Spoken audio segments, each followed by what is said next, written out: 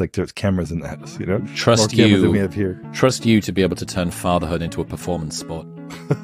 Not meant to be a performance. Accountability to be your best. Yeah. That's the first lesson. The other one was, it's more of a moment. It was a moment. I'm already getting emotional thinking about the moment.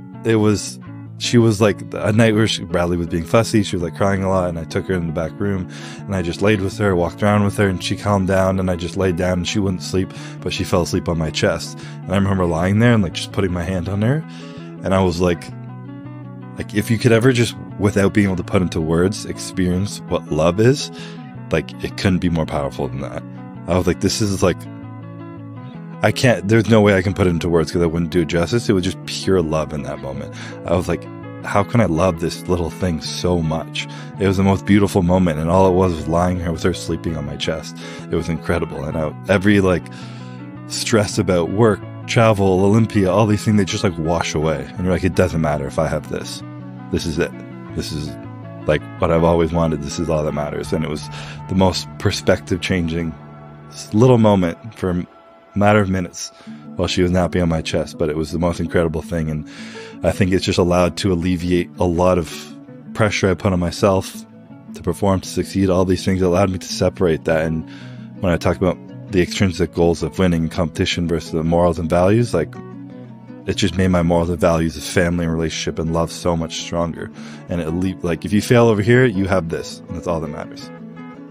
I think the gym, oddly enough, is that for a lot of guys when they first start going. I know it was for me. Mm-hmm. I remember that when I first started going to the gym when I was at uni, it gave me kind of like a safe haven that I knew if I'd face planted in some presentation that I had to give, if the girl that I was seeing broke up with me, if all of this stuff went wrong, at least I got a good training session in. So in one area of my life, I was making relatively forward progress. Even if everything else had gone to shit, the rest of it's a total dumpster fire. Mm-hmm. This one area is siloed off, it's compartmentalized. And for a long time, maybe that was one of the safe havens for you. And now that is one of the things that can be part of dumpster fire, maybe the best dumpster fire, but the rest of them are down here too. And then there's this one, and then there's another safe haven now, which is even more indestructible. For sure. Yeah, it's the most I can look at picture if ever I'm feeling down, nervous, scared now, I can look at a picture of her and I feel better. It's just like, this is amazing. We spoke last time, a year and a bit ago, about the it was when we trained earlier on this year, about how when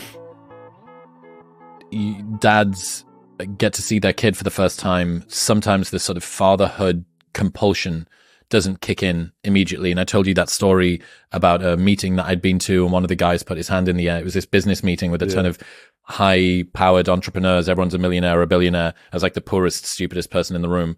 And they said, anyone got any questions that want some advice for? And this one dude put his hand up, and I was thinking it was going to be about the cash flow conversion cycle for his business or accounting or some stuff like that. And he went, my wife's 8 months pregnant and I don't feel like I'm going to be a good dad.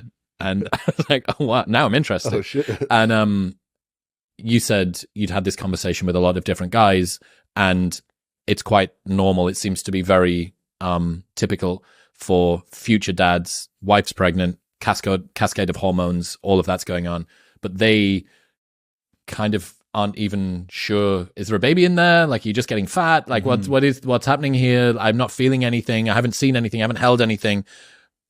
How quickly did that switch turn on for you?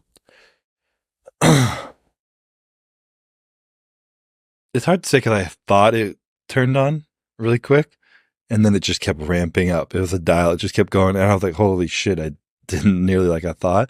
But there was a moment at one point where, like, I saw this joke online, and it was like, my husband does the things I can do, and he does the things I can, or whatever. And it's like, I breastfeed because he can't. He sleeps because I can't. And there was just a moment where she was like, the baby wanted Courtney to cry. The baby wanted to breastfeed. She was taking care of her. I was in prep. I needed sleep. I needed rest. I needed to go into the office. I needed to travel, all of these things. And I felt like useless.